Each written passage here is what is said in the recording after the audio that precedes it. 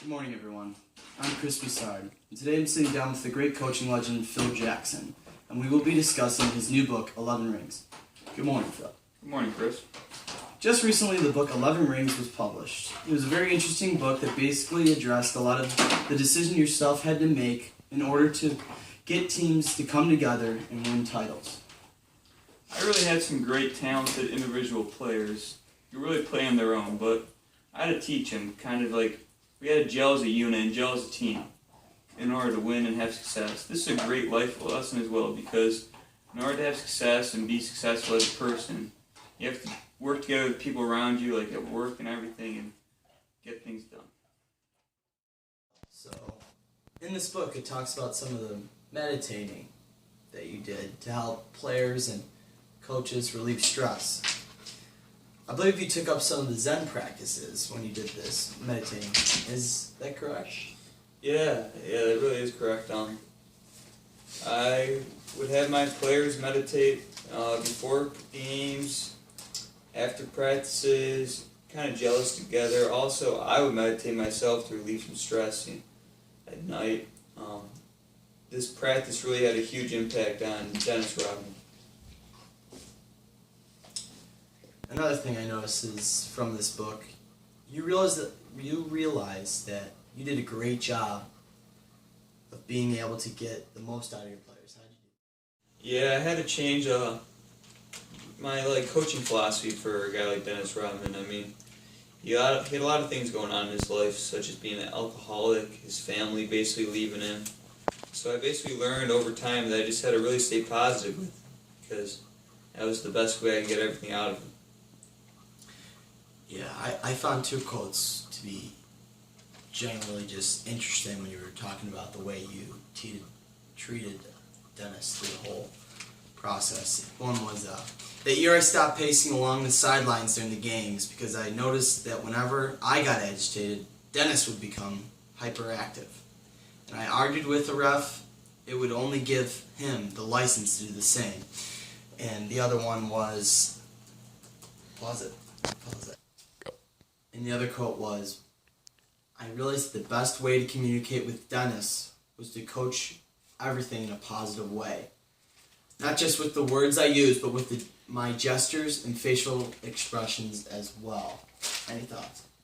Yeah, both those quotes from the book really described how I had to work with Dennis Rodman. I mean, I knew how tough of a life he was really having and all the struggles he was having, so basically over time I learned that what I did on the court, especially with the refs, really affected out what he did. Like, if I was positive, he stayed positive.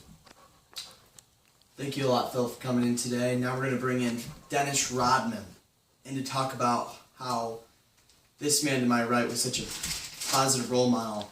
Were you really thinking suicide at that point? I think when you're not in the right frame of mind, I lost one wife, lost one daughter, I lost everybody pretty much. And then when you're at home and you're really contemplating on what should you do, and those four walls are closing in on you. I just drove to the palace on the watch over there. I drove to the palace literally right there in the parking lot. And I was listening to Pearl Jam. I listened to Pearl Jam the whole time, and I fell asleep. I think that anytime, because I had the gun like this, anytime if I had any type of reaction, I could have shot that off easily. I wasn't really trying to kill Dennis Rodman. I was trying to get rid of the old one.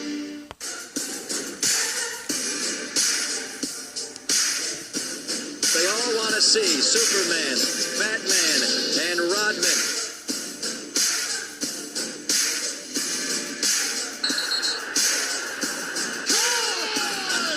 Dennis Rodman!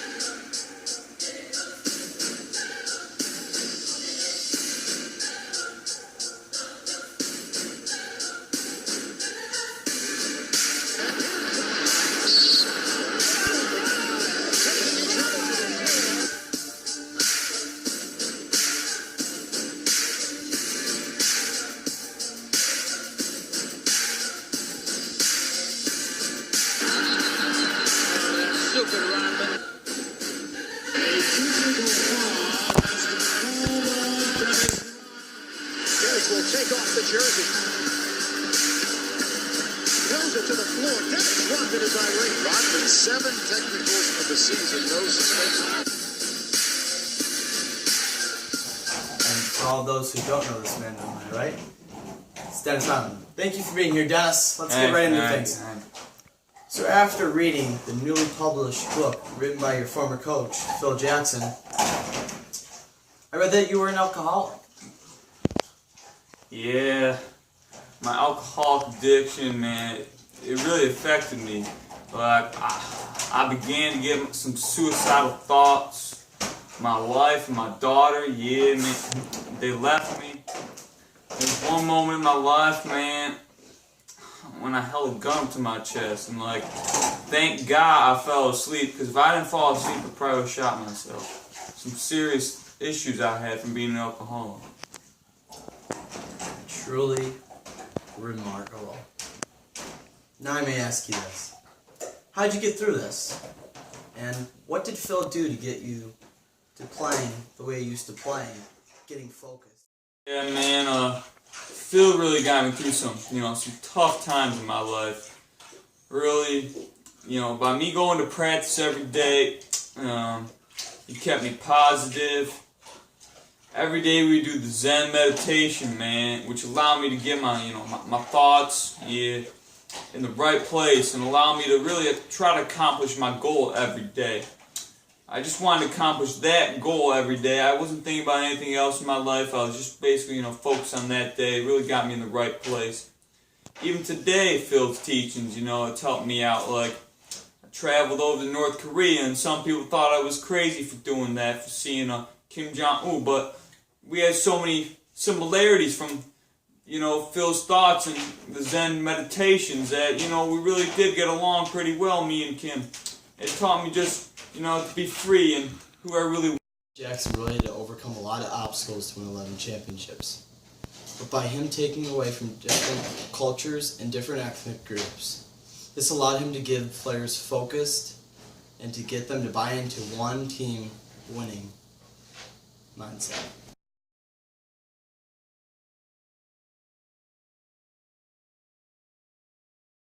Great coaches need great players. That's why I think it'd be interesting to see the ending change and the title to be changed to maybe 8 rings.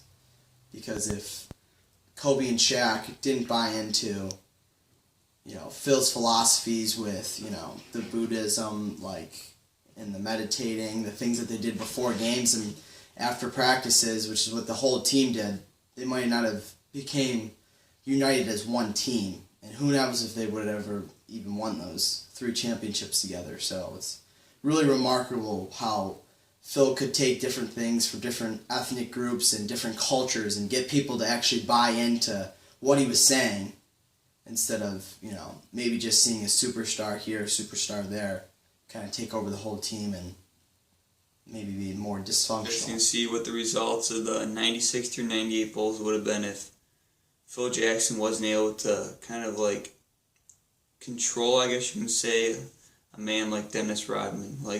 Imagine if Dennis Rodman continued to be an alcoholic and had those suicidal thoughts. Imagine if he really did commit suicide.